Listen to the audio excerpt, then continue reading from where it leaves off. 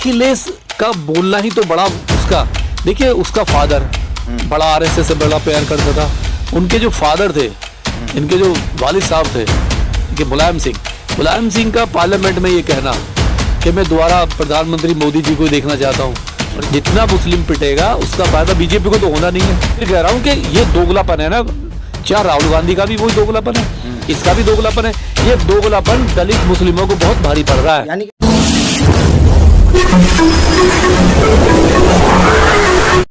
मैं एम नफीस रशीद, आप देख रहे हैं भारत न्यूज़ 247। खबर के आखिर तक बने रहें। जिस तरह से संबल को लेकर हर चैनल अपनी ओर से कुछ ना कुछ बात करके इस तरह से दिखा रहा है कि भाई ये मस्जिद और मंदिर का झगड़ा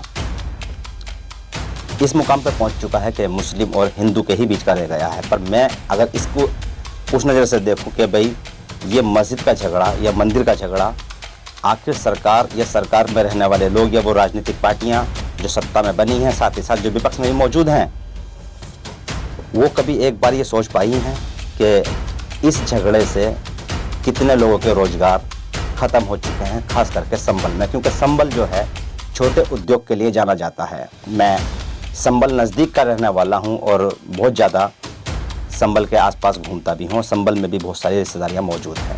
मेरे रिश्तेदार संबंधी चैनल पर मेरे वीडियो देख भी रहे होंगे और महसूस भी करेंगे कि किस तरह संबल को यानी कि एक अखाड़े में तब्दील कर दिया गया। देखते देखते गरीब मजदूर और यूँ कहा जाए कि जो छोटे मोटे कारोबार करने वाले लोग थे वो आज एक तरह से चौपट हो चुके हैं। उनके रोजगार चौपट नहीं हुए हैं, वो खुद चौपट हो चुके हैं। मेरे साथ में हैं डॉक्टर जी.के. गौतम साहब, जो कि बहुजन सोशल एक्टिविस्ट हैं। हर मुद्दे पर बात रखते हुए बताने की कोशिश करते हैं कि किस तरह से लोग अपने कारोबारों को आगे बढ़ाएं और बेवजह की राजनीतिक बातों से दूर रहें। डॉक्टर साहब, स्वागत है भारत न्यूज़ 247 में आपका। बहुत बहुत धन्यवाद आपका। डॉक्टर साहब, जानना यही था और बात भी इस पर लगातार हर चैनल कर रहा है कि जो मुद्दा संबल का बनाया गया, शाही जामा मस्जिद का, और हर मंदिर उसको बताया जा रहा है, सवाल ये आता है कि ये साजिश है या ये प्रयोग है? नहीं, ये साजिश है। प्रयोग तो पहले कर चुके हैं वो। अच्छा। देखिए, प्रयोग तो उन्होंने बाबरी मस्जिद में किया, ज्ञान वापी पे किया, अब तो साजिश है ये, क्योंकि उनको उस मस्जिद से कोई मतलब नहीं है। उनको मतलब अडानी से है, उनको मतलब बेरोजगारी से है, उनको मतलब शिक्षा से है, उनको मतलब महिलाओं की सुरक्षा से है, उनको मतलब रोजगार से है। और जिस तरीके से महंगाई भारत में बढ़ रही है चरम पर, उसकी कोई बात नहीं कर पा रहा, यानी उस पर बहुत ज़्यादा हो। तो इन सारे मुद्दों को दबाने के लिए, सारे मुद्दों की इनकी कोई बात ही ना करें, इन मुद्दों को डाइवर्ट करने के लिए ये साजिश रची गई है कि पूरे मीडिया और पूरे देश में केवल एक मैसेज जाना चाहिए, संभल संभल संभल। और ये लगना चाहिए संभल में कौन सा बड़ा जिन है, ऐसा क्या है संभल में। और संबल पे संबल चलिए ठीक है, संबल जाना चाहिए, पर इस पे किसी की नजर नहीं जा रही कि वहाँ रहने वाले लोग आज बिल्कुल बेरोजगार हो चुके हैं, कारोबार से चौपट हो गए हैं। देखिए, जहाँ भी इस तरीके से, जहाँ भी दंगे होते हैं इस तरीके से, हिंदू मुस्लिम होता है, वहाँ की सबसे ज़्यादा परेशान कौन होते हैं? लोकल वहाँ के लोग, रहने वाले लोग। उनका रहना मुश्किल हो जाता है, घर से निकलना, वहाँ पे कर्फ्यू लगा दिया जाता है। आज संबल की हालत है, उसको सीज कर दिया गया है। कोई भी राजनीतिक पार्टी जा नहीं सकती, नहीं जा सकती उनसे मिलने के लिए। कोई भी सामाजिक संगठन अगर मेरे जैसा भी चाहे वहाँ पे शांति व्यवस्था की बात करे, जाके लोगों को समझाए, दोनों पक्षों को वहाँ बात करे, तो वो भी नहीं जा सकता। यानी अपोजिशन का तो समझ में आता है कि आप अपोजिशन को रोक रहे हो, राजनीतिक लोग ना जाए। लेकिन अगर कुछ सामाजिक संगठन होते किस लिए हैं? किस लिए? ये शांति समितियां जो बनी होती हैं, पीस वाली जो समितियां, कमेटियां होती हैं अमन के लिए, जो अमन कमेटी होती हैं, किस लिए होती हैं? वो इसलिए बनाती है, वो समाज से ही तो होती है, और वो इसलिए होती है ताकि वो समाज में कोई गलत मैसेज जा रहा हो, उस मैसेज मतलब वो ठीक जाके करे। तो आपने उसको रोक दिया, मतलब संबल को आपने इतना सील कर दिया है, तो जो वहाँ के रहने वाले लोग हैं वो कैसे निकलेंगे, अपने काम पे कैसे जाएंगे, अपने रोजगार कैसे करेंगे? जो डेली का खाना कमाना है लोगों का, पर डे जो 400-300 रुपए कमा के अपने बच्चों को पाल रहा है, चाहे वो किसी भी कास्ट का है, किसी भी धर्म का है, इसमें ना तो धर्म हो, देखिए दंगों में ना तो धर्म ना जात, केवल मानवता की हत्या होती है, मानवता का कत्ल होता है। 5 लोगों की जो हत्या हुई है नौजवानों की, वो 5 के 5 गरीब घरों से। वो बेचारे गरीब, वो तो अभी उनकी शुरुआत हुई है, जिंदगी लाइफ, कोई 22 साल का, कोई 15-16 साल का, कोई 20 साल का, उनकी तो लाइफ स्टार्ट ही हुई है अभी। स्टार्ट हुई है, उसमें उनका क्या दोष था भाई? गोली चलाई है आपने, पैरों पे चला सकते थे। मैं घायल है, मजदूरों के बच्चे हैं। और निंदा करता हूँ गोली की। गोली चला, आप पुलिस को अधिकार है चलाने का, लेकिन किस हालत में? पर वहाँ के जो जिसने गोली चलाई है, यूँ कहा जो कप्तान बताए जाते हैं कि भाई सीओ है वहाँ पर, अजय चौधरी शायद ऐसे कुछ नाम है, अनुज चौधरी। बार बात ये आ रही है कि वो तो धमकी दे रहे हैं चैनल के ऊपर खास करके कि भाई हम क्या सुरक्षा नहीं करेंगे अपनी। ये धमकी वो नहीं दे रहे हैं, वो शासन जो है ना, जो शासन है, ये पैक उनके पीछे सरकार खड़ी है। यानी पुलिस का अधिकारी नौकर होता है पब्लिक का, वो जनता का नौकर है। वर्दी वो जो पहनी हुई है वो रक्षा के लिए है, भक्षक के लिए नहीं है, गोली मारने के लिए नहीं है आम जनता को। वो केवल वहाँ पीस कायम करने के लिए है, शांति व्यवस्था बनाने के लिए है। वो इतनी जो ताकत उन्हें एसएचओ साहब को है, क्योंकि वो सरकार की है, वो ऑर्डर फॉलो कर रहे हैं। आज मजबूरी है उनकी, मैं कह रहा हूँ मजबूरी है, उनकी नौकरी बनी होगी, उनके बच्चों पर बनी होगी। फिर भी डॉक्टर साहब, हम ये बात जो कर रहे हैं हम लोग कि भाई जिस तरह गरीबों को सताया जा रहा है, एक मुद्दा खत्म नहीं होता, दूसरा मुद्दा आ जाता है। संभल का मामला उठा के अजमेर पे लाके अटका दिया गया, और ऐसा अटकाया गया है कि भाई बाकायदा कोर्ट के अंदर अब सुनवाई भी होगी। और जो अजमेर की दरगाह सदियों पुरानी है, जिस पर देश का हर सेलिब्रिटी यानी कि या यूँ कहा जाए जिम्मेदार नागरिक होने के नाते, चाहे देश के राष्ट्रपति और प्रधानमंत्री तक भी उस पर सलाम सजदा करने के लिए जाते हैं। आज जो ये मामला बन रहा है, क्या इसको एक शब्द में ये कह सकते हैं कि ये हिंदू राष्ट्र की ओर को लेके जाने का एक षड्यंत्र है?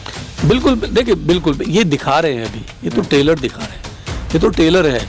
अगर ऐसे लोग ना समझे, ऐसे इनके जाल में विपक्ष फंसता रहा, तो पूरा जो विपक्ष है वो अपनी जिम्मेदारी से भाग नहीं सकता। विपक्ष फंस गया आपकी नज़रों में? मेरी नज़र में तो फंस रहा है। अगर वो मुंह नहीं खोलेगा, रोड पे नहीं आएगा। अखिलेश तो बोल रहे हैं, अखिलेश का बोलना ही तो बड़ा उसका, देखिए उसका फादर बड़ा आरएसएस से बड़ा प्यार करता था।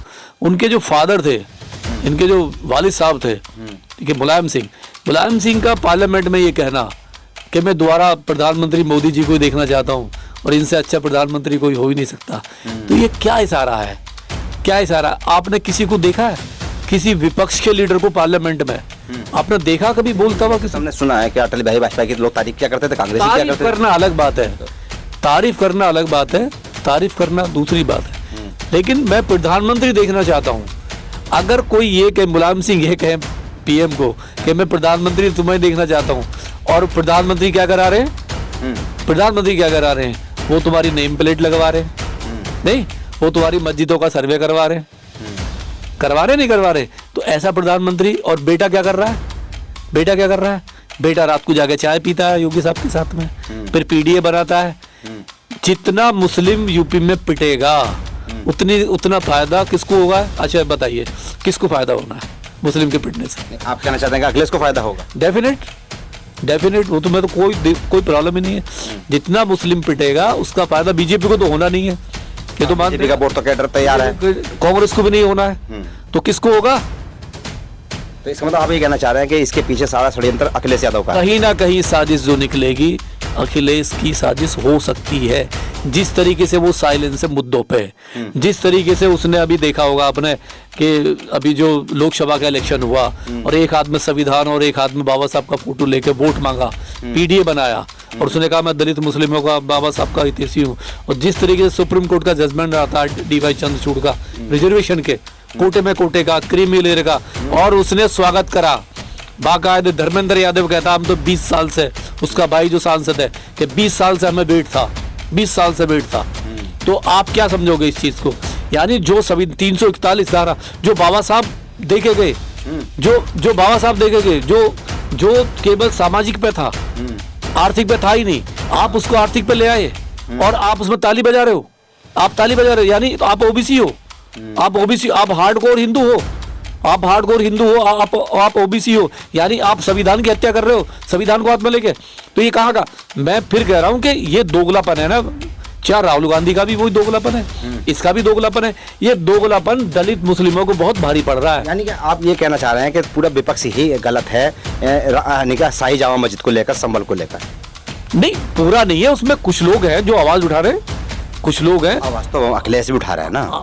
अखिलेश तो पर्दे के, अखिलेश का तो बड़ा गोलमोल रवैया है। अखिलेश की जहां बात आती है ना, अखिलेश का गोलमोल है। देखिए क्या है, ईडी सीबीआई के छापे अखिलेश के परिवार पर किस पर पड़ा है, मुझे बताइए।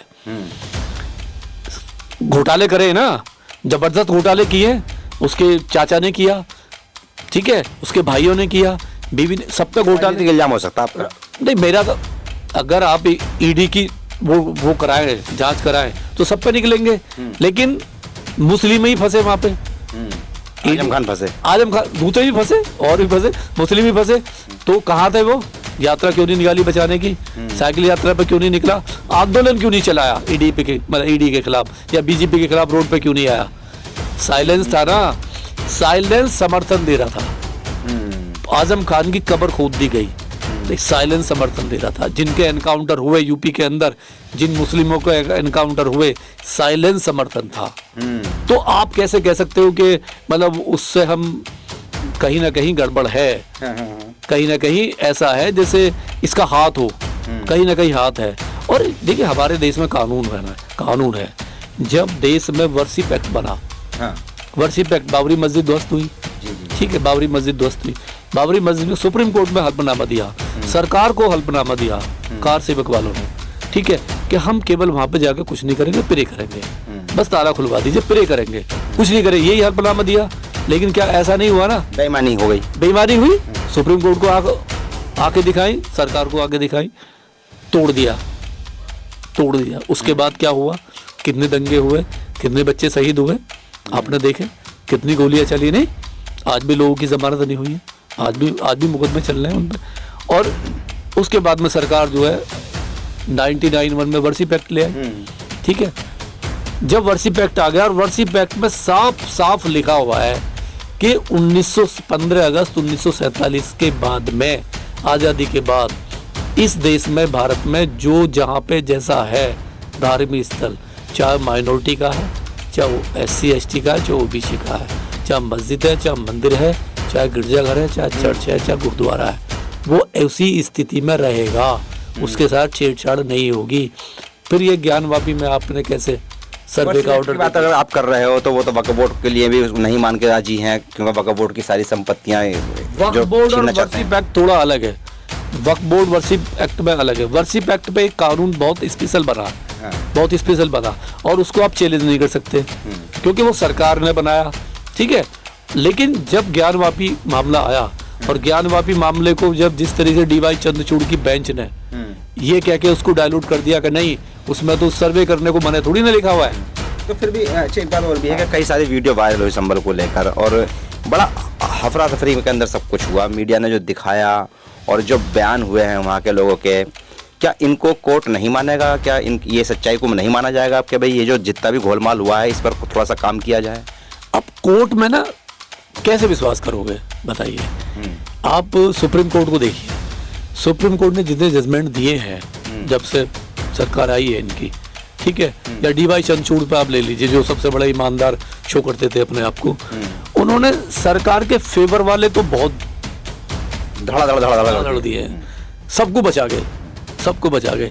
लेकिन जैसे ही SC ST का जाता है, माइनॉरिटी का जाता है, एक दिन में जजमेंट, एक दिन में जजमेंट, चलो फांसी पे चढ़ाओ। ये जब इतनी बातें हैं तो फिर ये जो दलित की बात आती है, मुस्लिमों की बात आती है, मजदूरों की मैं शुरू से बात कर रहा हूँ।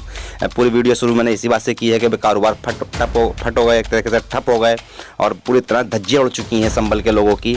सवाल यही है कि भाई यकीन किस पे किया जाए? कैसे मुसलमानों के लिए या दलितों के लिए आसान सा रास्ता वो लोग यानी कि खुद चुन लें, या आप ऐसा कोई सुझाव है आपके पास? नहीं, खुद क्या चुन लें, ये जो नेता लोग हैं ना, देखिए यही झूठ बोल रहे हैं आपसे, यही फंसा रहे हैं। चाहे राहुल गांधी हो, चाहे चंद्रशेखर हो, मैं कोई, चाहे मायावती हो, चाहे आप OBC हो, जब आपसे वोट मांगने आए, चाहे मुलायम सिंह, अखिलेश हो, वोट मांगने आए, तो आप इनकी घेराबंदी कीजिए। कैसे? मतलब एक बॉन्ड के द्वारा से 6-7 खड़े होते हैं, कोई तो जीता भाई। हाँ, नहीं, यही तो दिक्कत है ना, यही दिक्कत है। आप एक बॉन्ड के रूप में देखो उनको, आप उनकी औकात बताइए। बोल देंगे हम ईमानदार हैं, नंबर 1 हैं, हमसे अच्छा कोई है ही नहीं, तो बोल ही देंगे, इसमें क्या? अब बोलते चले आ रहे हैं। बाकायदे लिखवा के, जैसे एफिडेविट होता है ना, अपनी डिमांड रखिए, अपनी डिमांड रखिए जितनी डिमांड होती है, और जैसे ये अपना लाते हैं ना नोटबुक, हर इलेक्शन। दंगे का कैसे लिखा जाएगा? कभी दंगा नहीं होगा, गारंटी क्या है? अगर नहीं, दंगे का तो मुसलमान को किसी के मंदिर से दिक्कत नहीं है, किसी मंदिर को से किसी मुसलमान को भी दिक्कत नहीं है, कहीं से कहीं तक कोई परेशान नहीं है। देखो, सवाल ये आता है कि दंगे की गारंटी देगा कौन, कि दंगा नहीं होगा। दंगे की गारंटी तो जो सामाजिक संगठन है ना, ईमानदारी से जो सामाजिक संगठन है, जो गांव की ग्राम पंचायतें हैं, ये जिम्मेदारी उनको लेनी पड़ेगी। वो इससे भाग नहीं सकते, क्योंकि वो लोकल है, वो लोकल है, वो सबको जानते हैं, सबका नेचर पता है। जब तक वो आपस में बैठ के बात नहीं करेंगे, ठीक है, तब तक ये दंगे बड़ा मुश्किल हो जाएगा उनका आपस में बैठना। दंगे करने वाले बाहर से 2-4 आएंगे, लेकिन दंगा तो वहीं फैलेगा ना।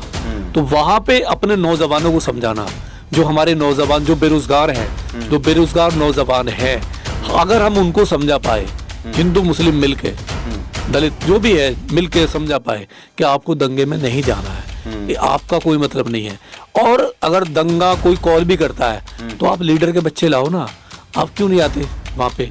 राहुल गांधी की फैमिली आ जाए दंगे में, आ जाए, वो तुम्हारा जो बचाने के लिए अखिलेश यादव अपने पूरे खानदान को ले आए, आगे चले ना, आगे चले। अमित शाह जैसे लोग हैं, बेटे को ले आए, नहीं, ये सारे आए ना। अगर दंगा ही कराना है, दंगे से ही करना है, तो आप पहले अपनी फैमिली को लेके आइए, पब्लिक पीछे चलेगी, तो हम देखें कैसे दंगा हो जाए। आप डिमांड करो ना उसकी, तो डिमांड तो आपको खुद करनी पड़ेगी।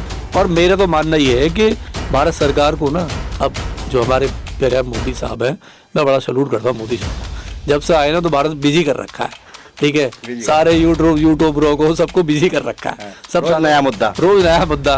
तो एक ना नया मंत्रालय बना दे, भारत खोदो मंत्रालय, एक भारत खोदो मंत्रालय बना दे। मेरी अपील है मोदी साहब से कि बार बार ना सुप्रीम कोर्ट हाई कोर्ट का झंझट ही खत्म, कश्मीर से शुरू करेंगे खोदना, कन्याकुमारी तक खोदते चले जाएंगे, जो जिसका मिलेगा उसको देते चले जाओ, यही रहेगा। एक मंत्रालय बना दे, पैदा करना है, और कुछ नहीं है। सारे मुद्दों को दबाने के लिए, मैं फिर कह रहा हूँ बार बार, ये मुद्दा पैदा किया गया साजिश के द्वारा। रोजगार, महंगाई, शिक्षा, स्वास्थ्य, बहन बेटियों की जो है सबसे बड़ा मुद्दा सुरक्षा, जो मणिपुर 1.5 साल से जल रहा है, उस पर कोई बात नहीं करेगा। मणिपुर क्या है? मणिपुर के लोग क्या भारतीय नहीं है क्या? मतलब संबल के लोग भारतीय हैं केवल, मणिपुर के लोग भारतीय नहीं है, उनकी कौन बात करेगा? क्या प्रधानमंत्री वहां नहीं जाएंगे? मणिपुर के अंदर शाही जामा मस्जिद नहीं है, शाही जामा मस्जिद नहीं है, वहाँ मुस्लिम नहीं है, वहाँ मुस्लिम ना के बराबर है। मुस्लिम होते तो मुस्लिम अगर वहाँ पे 40% होते, 30% होते, तो मणिपुर में अब तक ये सारे विपक्ष भी जाता। क्यों नहीं जा रहे? मुलायम सिंह, मला अखिलेश, राहुल गांधी कितनी बार गए, ये बाकी लोग कितनी बार गए मणिपुर? जाए ना, शांति पैदा करें वहाँ जाके। कुल मिलाकर शुक्रिया डॉक्टर साहब बात करने के लिए। तो डॉक्टर साहब आए, बात की, और मैं भी यही लगातार कोशिश मैंने की कि भाई किस तरह संबल को जांचा जाए, परखा जाए। तो बहुत से वीडियो आपने देखे होंगे, जब भ्रामक वीडियो, गड़बड़ वीडियो, कुछ सब कुछ बक रहे हैं, थंबनेल कुछ से कुछ लगा रहे हैं, दंगा भड़काने की साजिश मैं कह सकता हूँ कि भाई बहुत लोगों ने सोशल मीडिया के माध्यम से भी की है। कुल मिलाकर दर्द असल ये है कि संबल के लोगों का दर्द समझा जाए और वहाँ शांति स्थापित की जाए। राष्ट्रीय ध्वज यात्रा निकाली जाए, सामाजिक संगठनों को आगे आना चाहिए, चाहे उसमें हिंदू हो या मुसलमान हो, बौद्धिस्ट हो या सिख या ईसाई हो, जो जो धर्म के लोग हैं वो सबके सब संबल पहुँचें और वहाँ पर शांति स्थापित करें। खास करके कारोबारी जो लोग हैं वो बहुत ज़्यादा परेशान हैं। मेरे बहुत रिश्तेदार संबल में रहते हैं, उनसे मेरी लगातार फ़ोन पर बातचीतें हो रही हैं। पर मैं एक बात जरूर कहूँगा, मैंने भ्रामक वीडियो बनाने की संबल को लेकर रत्ती भर भी कोशिश नहीं की, सिर्फ इसीलिए क्योंकि मैं कंटेंट से दूर हो जाता हूँ, सिर्फ और सिर्फ शांति के लिए।